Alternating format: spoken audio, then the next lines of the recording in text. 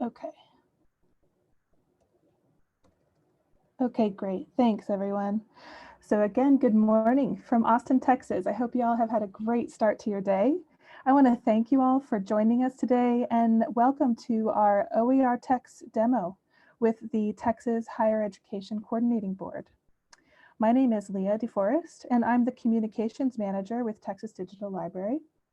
I'm joined today by TDL's Deputy Director, Courtney Muma, and I also want to welcome our members and partners who are on the call today. If this is still possible in this world, I want to congratulate for those of you who are new to Zoom. But just FYI, here's a quick tour. We do ask that you please keep your microphones and cameras muted during the presentation. We hope you'll use the chat box to say hello to us, let others know you're here, or you can make comments and ask questions throughout. So if you do have a question, please go ahead and type it into chat, and we are going to spare a few minutes at the end of the demo to take your questions. And then on the far right, if you need to leave the webinar, it says end because that's my view as a co-host, but yours should say leave, and that's how you can exit.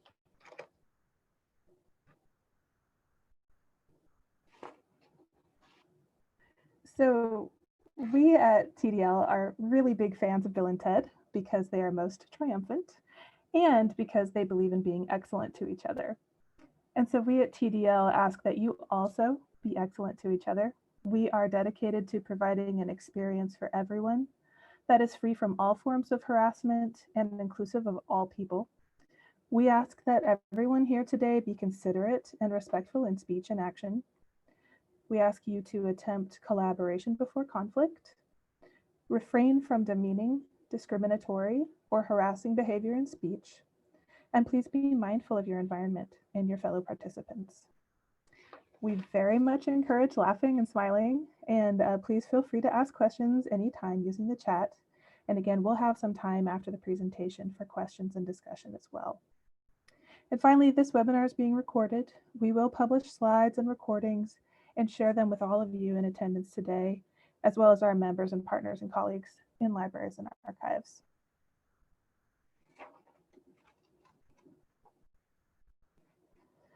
So it is now time to get on with the show. I want to thank you all for joining us again, and am so excited to introduce Kylah Torre, who is the Program Director for Academic Quality and Workforce at the Texas Higher Education Coordinating Board. So Kylah, I'm going to start sharing my screen, and then you can start sharing yours. Great, thanks. Let me do this.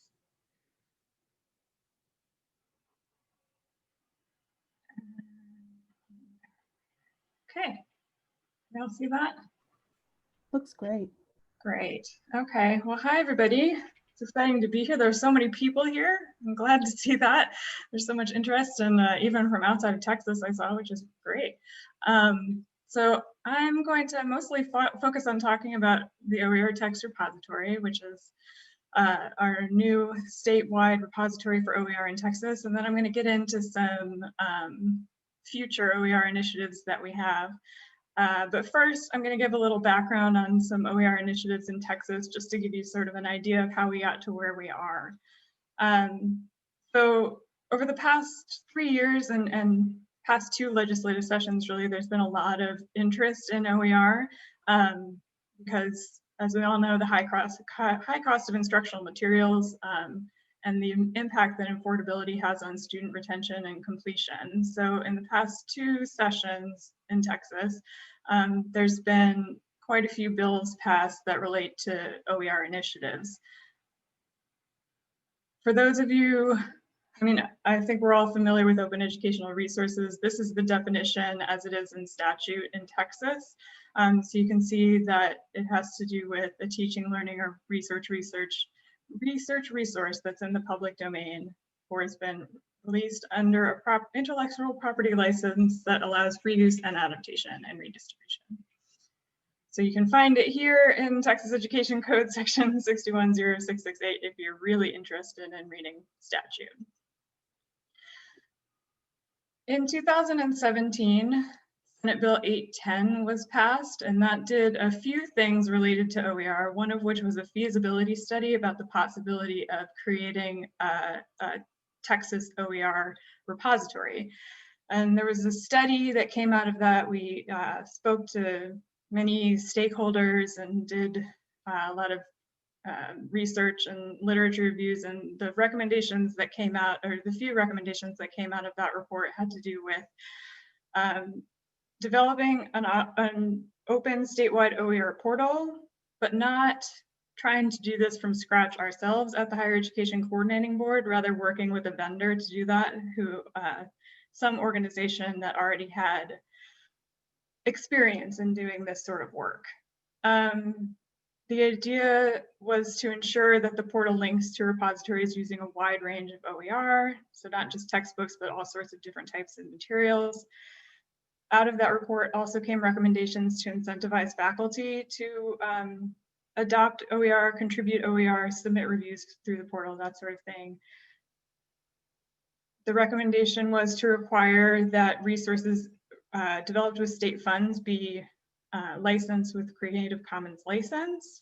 And then there was a recommendation that this should be, of course, long-term, that we're not just talking about build it and see what happens, but we really want to have a integrated and long-term resource awareness program. Also out of Senate Bill 810 came an OER Grant Program, which started in 2018. So there was a first round of grants in 2018. And this was re-upped in the last legislative session. So there's a 2020 round of grants, which should be announced very shortly, like within the next few days. And this was a grant program that was established to encourage faculty to open their courses. So to engage with OER, to adopt OER, to redesign OER, to adapt existing OER or create OER for their courses. In 2018 and in 2020, this was focused on Texas core curriculum courses, which are our lower division general education courses. And there were 15 grant awards to faculty in 2018. And as I said, the 2020 awards should be announced shortly. In 2019, the Texas Higher Education Coordinating Board, in collaboration with Digitex and also with ISKME, the Institute for the Study of Knowledge Management and Education, did a landscape survey of OER use and adoption in Texas. And the report that came out of that had a number of recommendations and some very interesting information about OER use in Texas. But when we looked at institutions that had both policies and programs in place, so sort of what were the best practices for institutions who were doing a lot of OER work already, we saw that they had a centralized OER committee or office, that they were allocating funding to OER, that they offered faculty incentives to use OER, that of course they have a library staff who are trained on OER, and that they were collecting data on the impact of OER. So we look at those best practices and see how we can perhaps scale those as we move forward. And then in 2019, the legislature passed House Bill 3652. So the 86th Texas legislature, just in 2019, appropriated $266,000, a little over $266,000 in FY20 and $196,000 in FY21 to both create a state repository of OER and to give additional state OER grants. So that money was divided over those two projects. So out of that, we created the OERTX Repository, which is what I'll be showing you shortly. We contracted with ISKME, who are the creators of OER Commons. I'm sure many, if not all of you, are familiar with OER Commons. It's a sort of international OER repository. And we developed the OER Text Repository, which is a state site independent for Texas based on the needs of Texas institutions and faculty. We launched the site September 1st of this year, so it's just been about a month since it's been launched. And our next sort of steps with this are to reach out to institutions, partner with institutions on sort of an ever expanding basis to populate the site with OER that is being used successfully already by their faculty, and also have faculty, increasingly adopt the OER that are there. The materials developed with the OER grants will be available through the repository. The materials developed for the 2018 grants are in the process as we speak of being uploaded and linked there. And there will be a collection of the 2018 grant materials soon. And then the 2020 grants, when they have created or adapted those materials, those will be available through the repository as well. I'm going to give a quick site demonstration so that we can all see what we're talking about. This is the site. I'm assuming that we can all see that. Yep, definitely. Okay, great. So this is the site. If you're familiar with OER Commons, you might notice that it looks a lot like it. The structure is very much based on OER Commons. You can search for resources by just typing in whatever subject or interest you have. You can search by subject. And these subjects, we worked with some librarians and others to create subjects that were based on the Texas core curriculum courses and otherwise sort of useful for institutions within Texas. You can search by education level, and you can search by course inventory. So you'll see we have our academic course guide manual here, which is our lower division general education courses. The workforce education manual is also in here, the WECM. And so when there are courses that are tagged specifically to WECM courses, that will show up here as a search option. You'll see, so if I search for math, just like that, then a bunch of resources pop up. And if you click on a particular resource, you'll see you have options to view the resource, to save the resource, to make comments, to evaluate the resource. You can give it a star rating. You can learn, get more information about the license and what particular subject or level it might be useful for. And you can see the resource from here. You can add tags also if perhaps you find a resource that applies to a particular course you're working on, you can tag it for that particular course. There are also other ways that this that the site is organized. So we have some collections already. And you'll see that collections can be either based on topic, like OER basics, or a particular institution can have a collection, like we have the University of Texas at Austin here, the University of Texas at Arlington, and then OpenStax out of Rice University have a number of resources in here already. As we go along, we'll be creating new featured collections based on what institutions would like to do, based on what we're getting word would be useful. And of course, we'll have the grantee collections in here moving forward. Another way that the site is organized is into hubs. So a hub is kind of like a little site within a site. Again, can be organized by topic, like we have OER in Texas. And if you're interested in that landscape survey report that I mentioned, you can find that in the OER in Texas hub. Or it can be organized by an institution. So an institution like Alamo Colleges can create sort of a little mini site within their repository where they have their own collections. So these resources are available through the main site, but they're organized in the Alamo Hub in such a way that it makes sense for the Alamo faculty to find them most easily. There's also sort of a social media type aspect of the site, which is called groups, where if you create an account, and this site is completely open and anyone is able to create an account with an email address, you can create a group and you can decide who is able to be a member of your group. And then you can use the group to collaborate, to create collections of resources, to discuss whatever it is you're working on to create new resources around particular subjects or what have you. We have groups in here now for both grantee cohorts, but again, if that's something you're interested in, you're welcome to create your own group. There are also a couple ways of adding OER to the site. So the first is that you can submit a link from the web.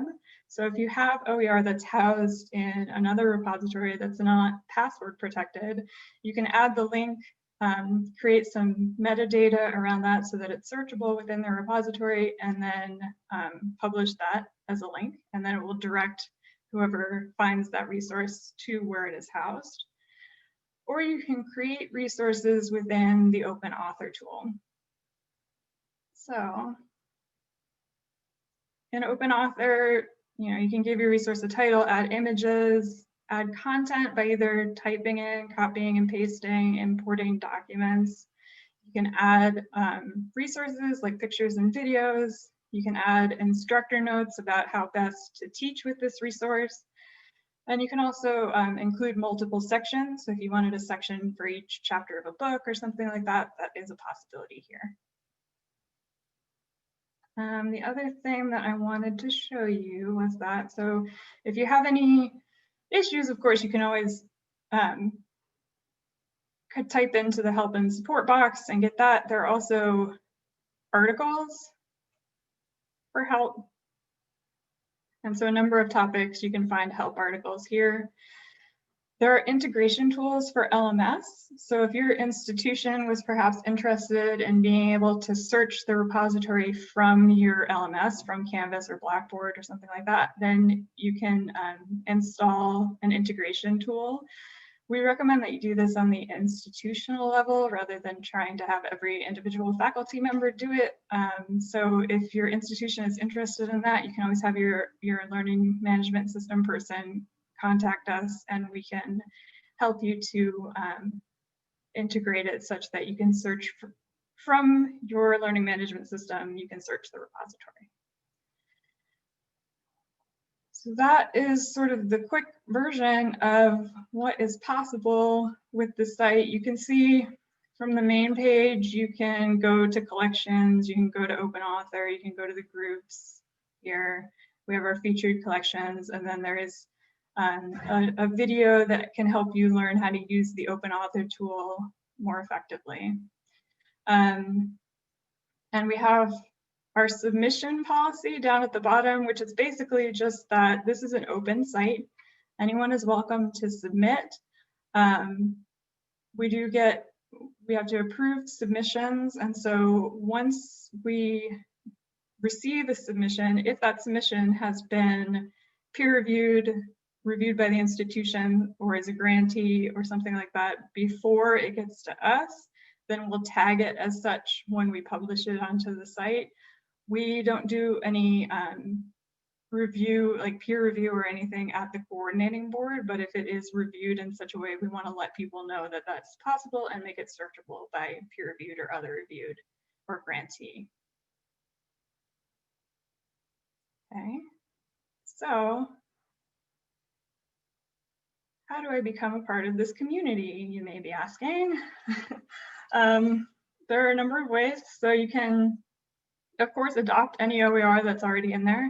When we built the site, we started with a focus on general education courses in the lower division, simply because that's where our grant program has been focused, but also because that's sort of where we get the biggest bang for our buck right now in terms of high enrollment courses. We are looking to expand, and I'll talk about that in a minute. You can suggest a collection that might be useful based on subject or institution or something like that. You can, of course, integrate it into your LMS. You can create OER by designing modules through the Open Author tool. You can upload links to existing OER. You can apply for a grant, which I'll talk about in a minute. And then you can collaborate by creating a group, suggesting a hub for your institution perhaps, or joining a webinar. We will be having other webinars, some that will be in collaboration with ISKME, who are our vendors for the site. And so there will be a lot of ways to learn more about the site moving forward. Okay, so that is the site, and I'm going to talk a little bit about sort of what the future holds.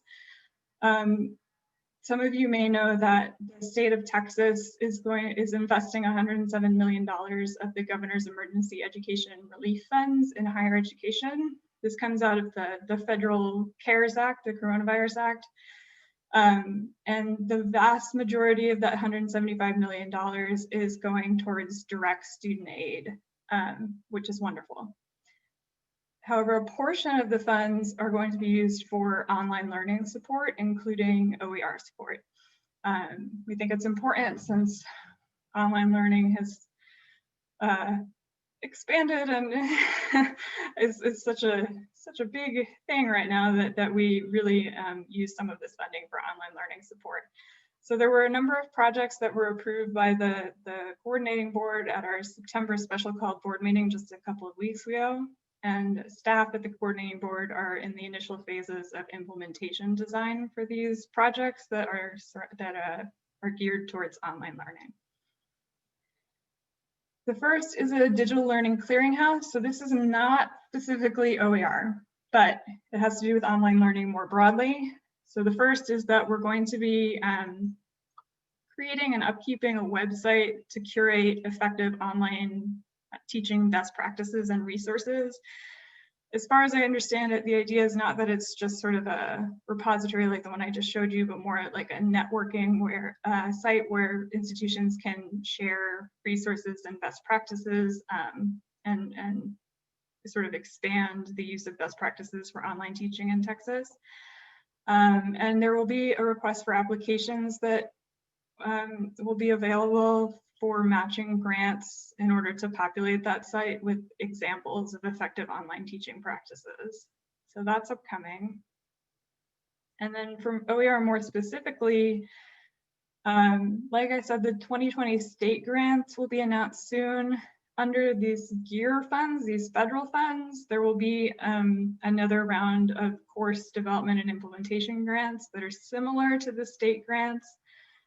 There will be some significant differences, so read the RFA carefully if you're interested in this, but they will be similar in that they're sort of geared towards helping faculty open up their courses.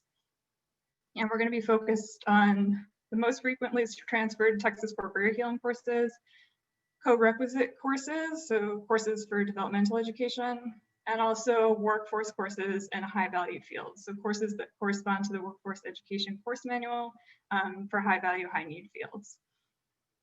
There's also a technical assistance grant program that's just for organizations or institutions that can work with our institutional grantees in order to promote effective instructional design in OER courses and also enhance the scalability of work that's being done at our institutions in OER. So the idea is really to expand the OER work that's being done in the state.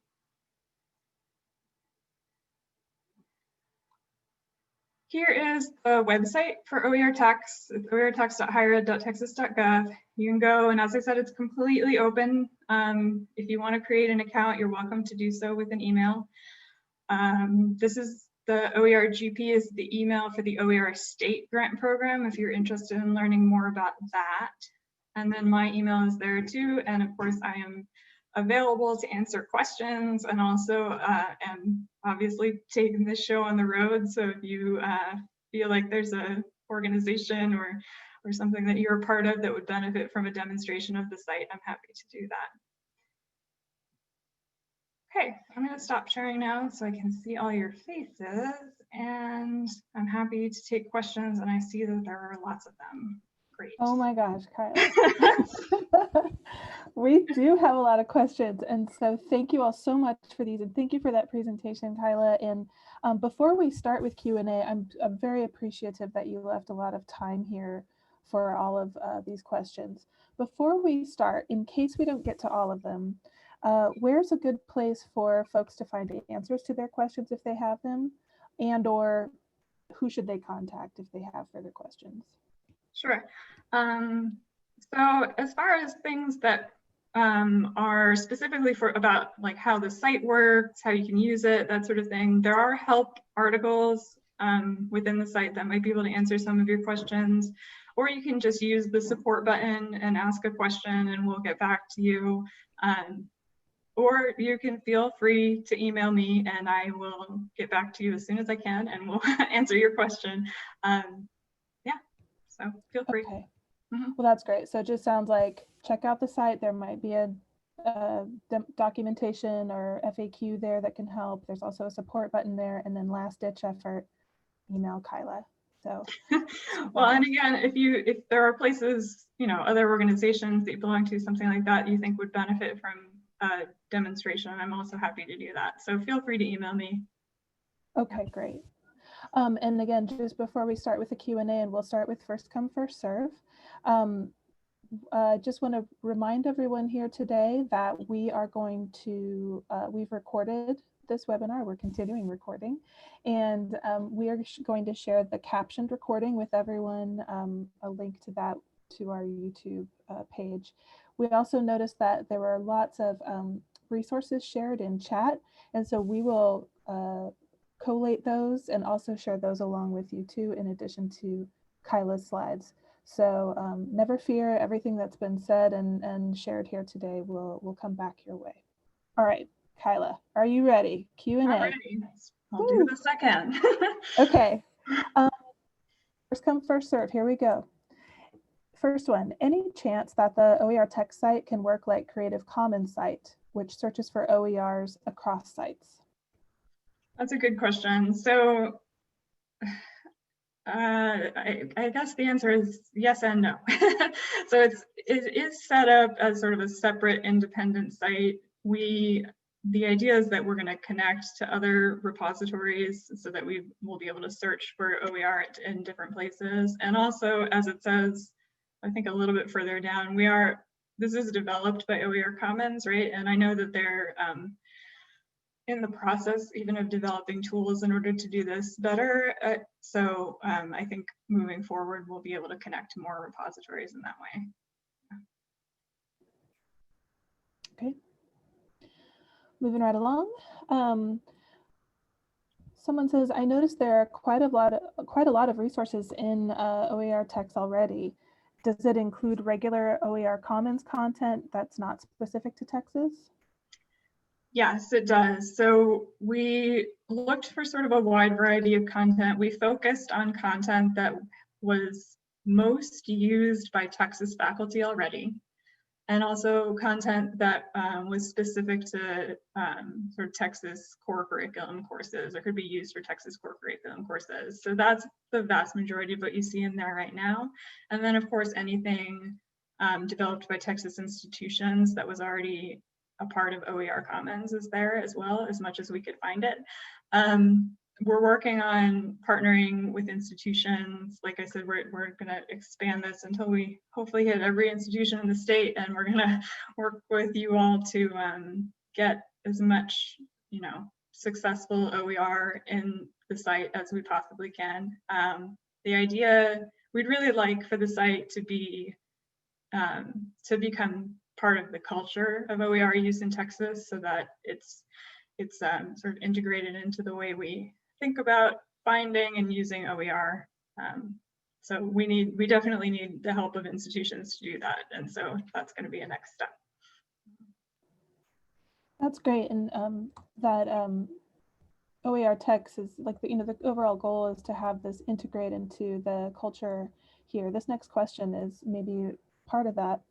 Are there future plans for faculty in their OER text profiles to indicate if they are actively using a particular OER so we can track adoption and satisfaction?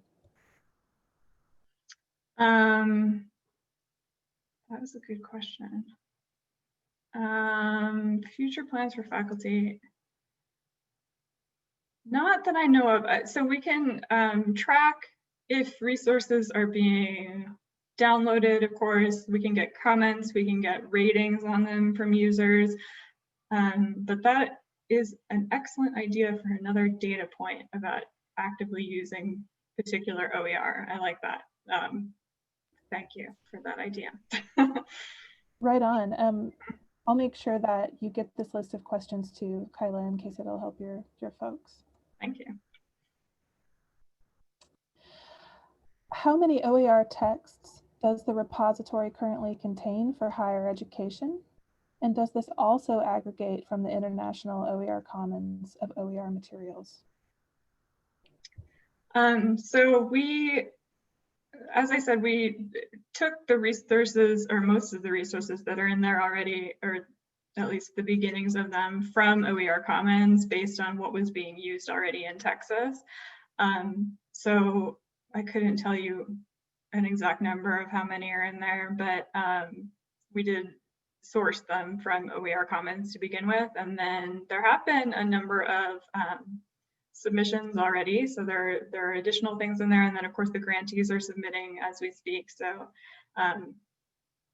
yes, we're working on ever expanding the resources. This is going to be an ongoing project, I'm sure, for a long time, but we're working on getting as many resources in there as possible. Okay, so whatever number it's at now, expect it to grow. Yes. A follow-up question for that, and I do believe you covered this, but it probably wouldn't hurt to reiterate. Are there any checks and balances for the quality of materials that people are uploading, like ratings and reviews, and who is allowed to upload? So this is a great question, and this is something that we debated for a long time, and we went to our Learning Technology Advisory Committee and asked them all sorts of questions about what they thought about this, and we went to other institutional representatives and asked them all sorts of questions, and of course everyone has a different idea about what the spectrum of how sort of we should be checking quality. So we decided that we didn't want to put any deterrence into the site to begin with. So we wanted to make it easy to use and upload materials. So the site is completely open right now and anyone is able to upload materials. It does go through a check with administration just to make sure the license is correct and things like that. It's not inappropriate, that sort of thing. And then we tag things as they come in if they've been peer reviewed before they get to us, if they've been reviewed by the institution or have some other review before they get to us, and if they're a grantee material.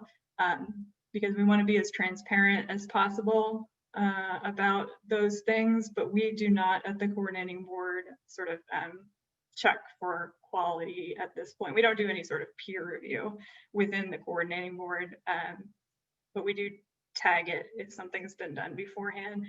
This is going to be an ongoing process of continuous improvement, so this process might change at some point, but this is how we've started in order to make the site as open and available as possible to everyone. Okay, thank you for that. So this is a question from a UT Austin person. If we add something to OER Commons under the provider set of University of Texas, will it automatically show up in OER text, or do we have to add things separately to OER Commons and to the Texas repository? It's a little bit of a complicated question right now. It's not automatic, but there is a way for us to transfer things from OER Commons to OER text. But we do have to sort of know that it exists, you know. So we'll be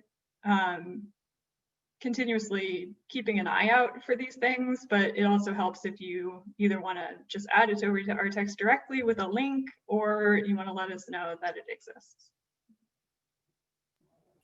And if that's the case, and so someone doesn't have to do double duty there, by letting you know, is there a button on the site or an email contact for that? You can either just hit the upload link button and link it that way. It may be the easiest way, or you can email the support and let us know that way. Sounds good. This, I'm not sure if I'm going to ask this question correctly, but searching within the institutional LMS within API/LTI. Tracy, I think that was your question, and I'm not sure I'm capturing it, the spirit of it. I was just curious, what's the methodology for searching within an LMS? Is that just a technical question we'll ask directly? That may be. I am not a technical expert in that way, so I know it's an LTI, but it's better if you email support and get the answer from the technical person, probably. Thank you. Mm-hmm. Thanks. Thanks, Tracy. Following up, after the LTI is used at an institution, is it possible to track what types of OERs faculty are clicking from within OER text? That's a great question. Faculty are clicking from within OER text. That is a good question, and the answer is I don't know, but I want to find that out. And I know we have an amazing amount of data available on the site. So it's a possibility that we would be able to track this, but it's something that I want to find out for sure. So email me and I'll get back to you. Great. Could we send material to OER text and OpenStax OER Commons? Or should we send just new OER materials to just one of them? I mean, you can certainly send OER to both. And like I said, if you want to make sure that it's in the OER text site, it's best to either upload the link or let us know that it's there.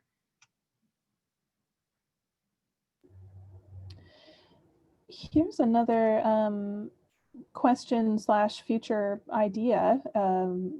It would be great to integrate into the bookstore learning materials search too, if possible. Is that something that it currently does or plans to do in the future? It's not something that it currently does, but I love that idea. And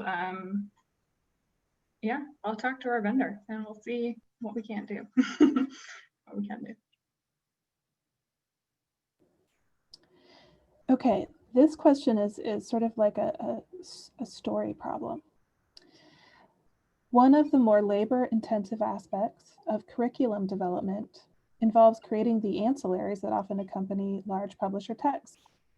This feature is often cited for why a faculty member adopts a particular textbook. Do the resources in the OER text repository include digital ancillaries, for example, quizzes, test banks, lecture suggestions, activities, or are most just textbook only options? Yeah, this is a good question. So we've tried to include a variety of types of resources within the repository so that it's not all digital textbooks, although of course there are a number of digital textbooks.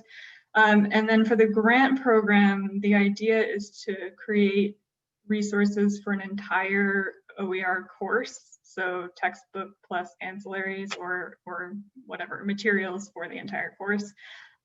So those materials would be tagged to particular courses and would be all of the materials for a course.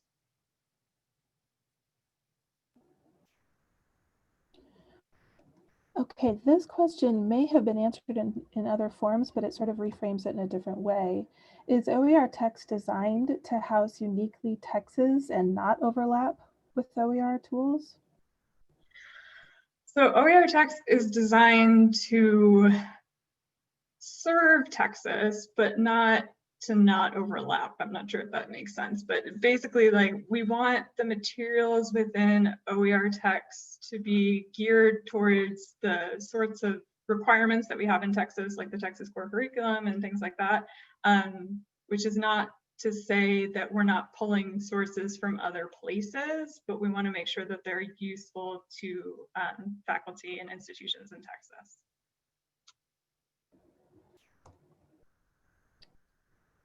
Okay, great. If a local OER has links to library databases that only students from that institution can access, can it still be put in OER text and allow each institution to insert their own links?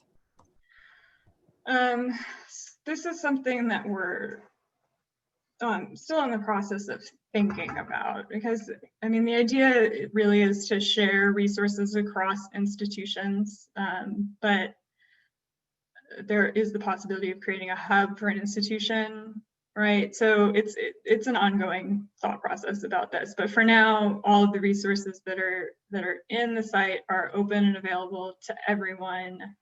And if you link something, it should be something that's not behind a password protected wall.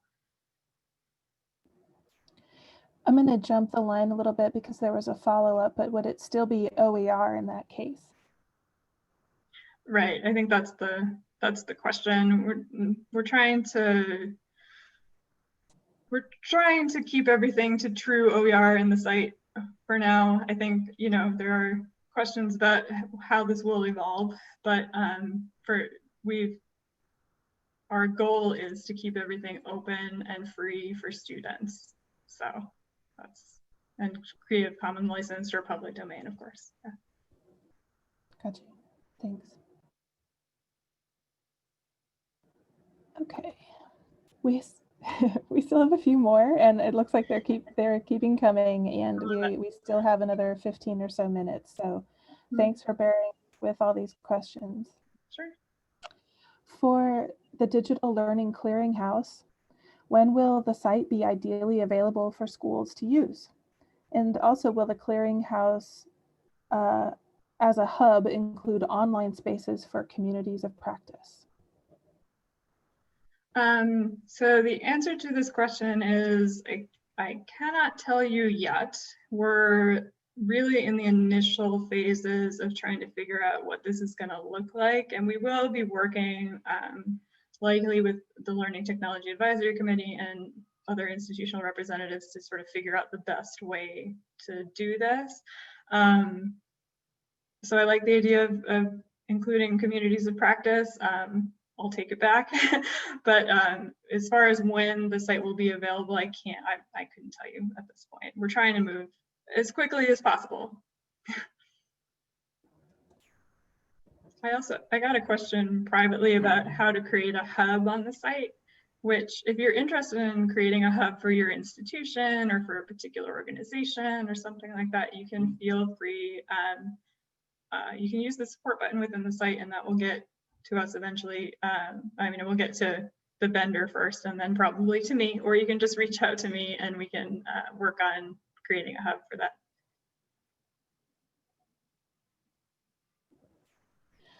Okay, we have a couple questions about grants, but I want to kind of finish up where we are with the repository first. So a few more questions here. Is there a function of the repository where I may subscribe to notifications on updates on a particular asset? So I know if you have on a particular asset, I believe if you save an asset, it will tell you if it's been updated and things. But I know that if you sign up for an account with your email address, you'll get updates as we sort of announce them on the site. As for a particular one, I am unsure about that, but that is a good question. Yeah.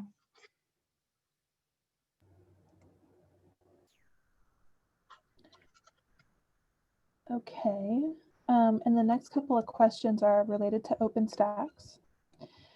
Has there been any conversations about how we could partner with OpenStax to find out how many Texas faculty are adopting and using their titles?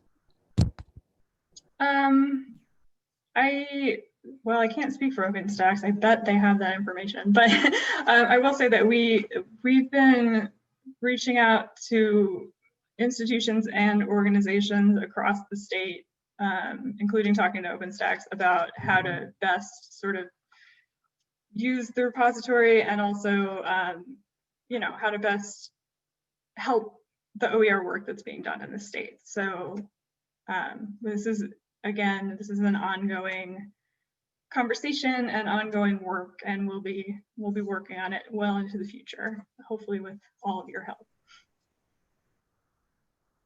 Great, and thanks to Justin here in the chat, just as mentioned, you can email OpenStax and request a list of the faculty at your institution who are using their resources. And he said that's been a big help at UT Rio Grande Valley.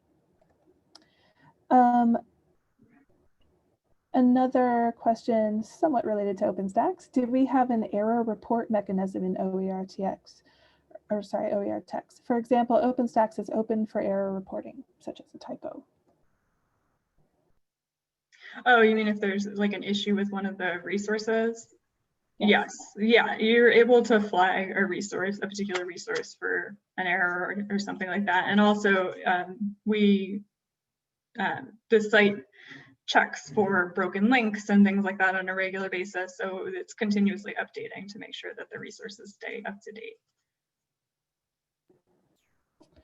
Okay, great. Before we move into grant questions, I just have one more question from a person who wasn't able to attend today, but I think that some folks on the call will be interested in your thoughts here, Kylah.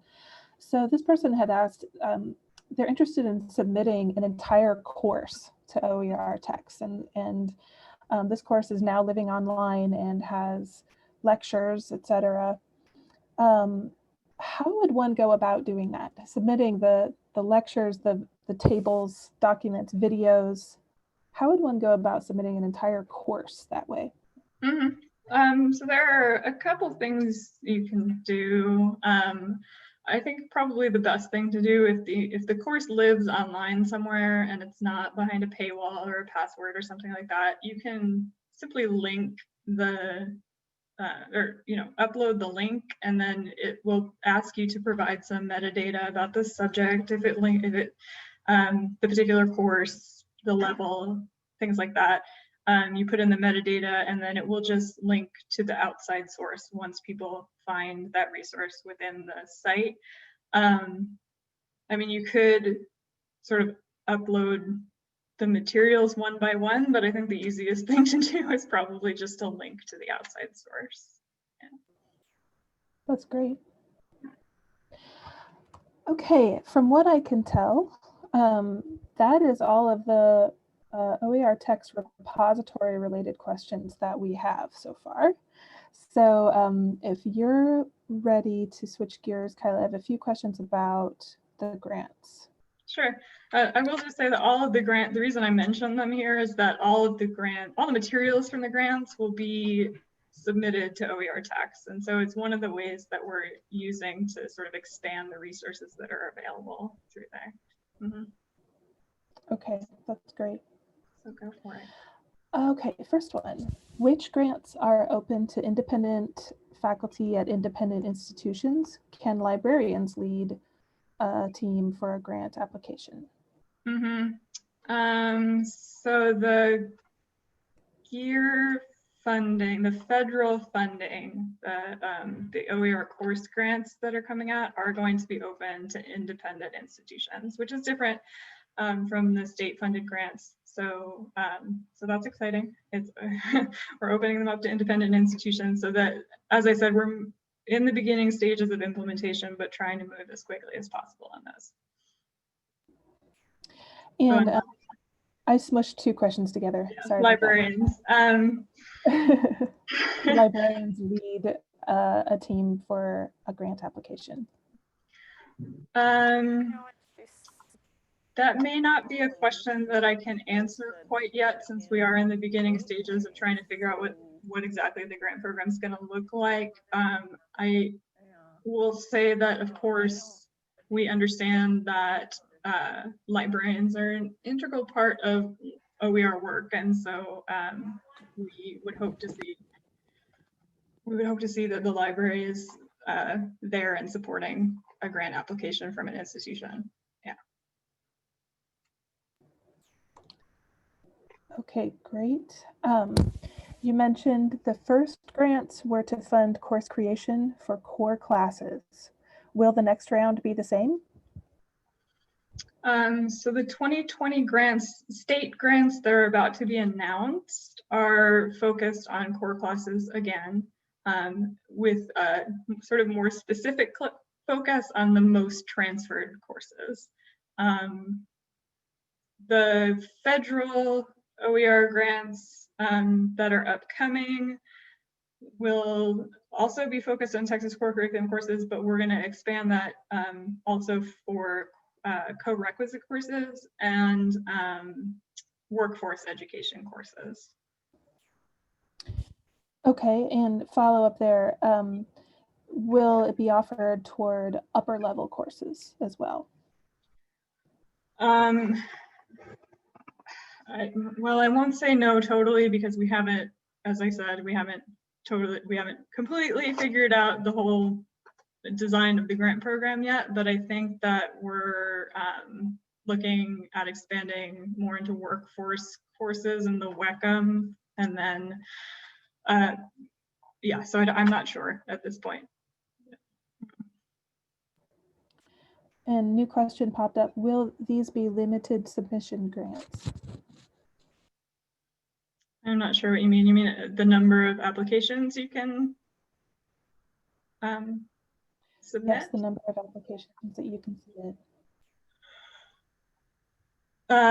My guess is that they will probably be limited submission, but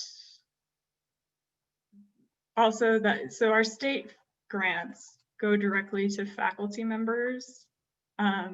These federal grants will likely go through the institution.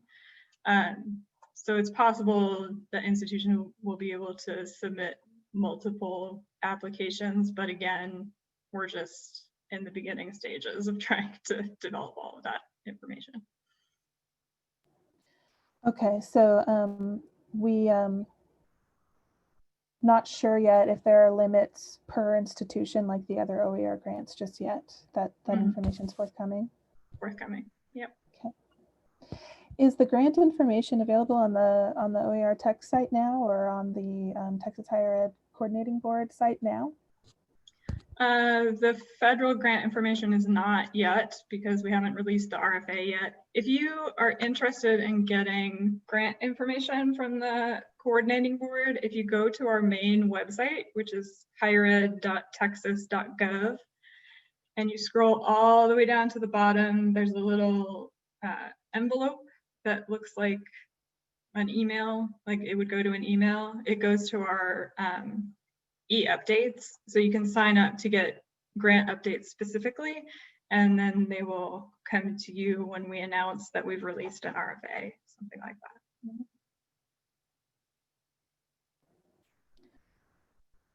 Kylah, you're a hero. We got through every single question. I don't believe it. I'm happy. Okay. I am. I'm sorry that I don't have more information on the grants and things yet, but as I said, we're working as quickly as we possibly can on these, and so I would, keep an eye out, go sign up for our e-updates, and keep an eye out on the site, and we should have more information soon. We have 5 minutes left. If anyone else has any last minute questions, please do pop them into chat. And all the thanks are rolling in to you, Kylah. And just want to thank everyone for joining us today, especially you, Kylah, and just all the work it must have taken to get this thing off the ground. And I'm really excited for all of us in Texas to be able to use it. We at TDL just hope all of you are staying healthy and happy, and we will share out the captioned recording really soon, and any other resources and notes that came out of today's talk. So I guess we are good. I'm not seeing any more questions, just lots of thanks. And I think that's it for today. Anything else for you, Kylah? Parting words of wisdom for the world? Well, I just want to thank you all for coming and all of your great questions. And as I said, this is a work in progress, and we are looking to make it as useful as possible for Texas institutions and faculty and students. So if you have ideas, if you have more questions, if you have other places where a demo would be welcome, then please feel free to contact me. Okay, well, There you go, folks. Look out for your inbox, Kylah. It'll probably be blowing up here pretty soon, but this has been great. And so stay tuned for more updates from TDL, and hey, TGIF, and happy weekend to everyone. Thank you very much. Thanks so much, Kylah. This was great. Thank you.